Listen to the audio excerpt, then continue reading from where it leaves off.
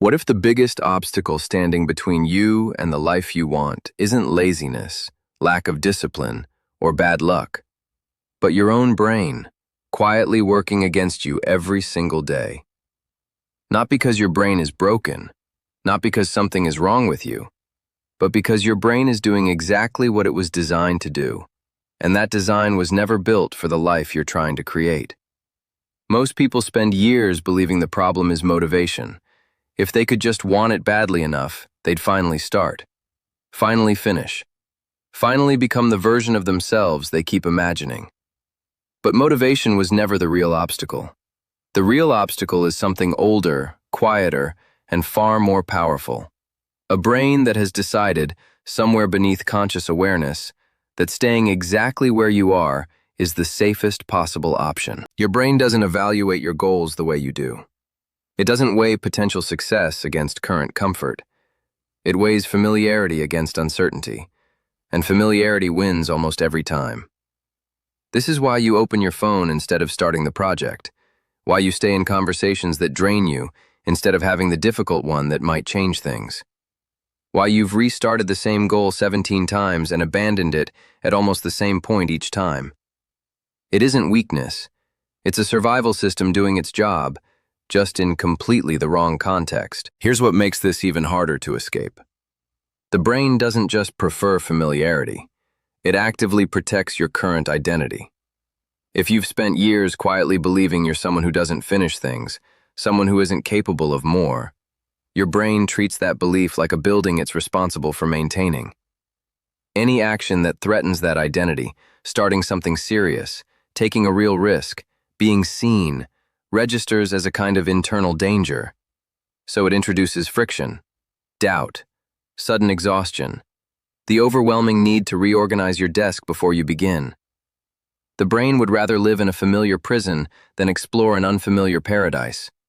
Not because it doesn't want good things for you, but because it genuinely cannot tell the difference between uncertainty that's dangerous and uncertainty that's simply new. This is how self-sabotage becomes a loop. You delay the important work, and the temporary relief your brain receives from avoiding it teaches it to delay again next time. You overthink until the window closes, and something in your nervous system files that away as a successful escape from discomfort.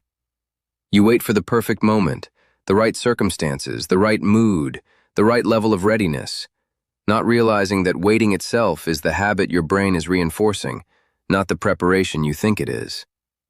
Every small retreat from discomfort feels like relief in the moment.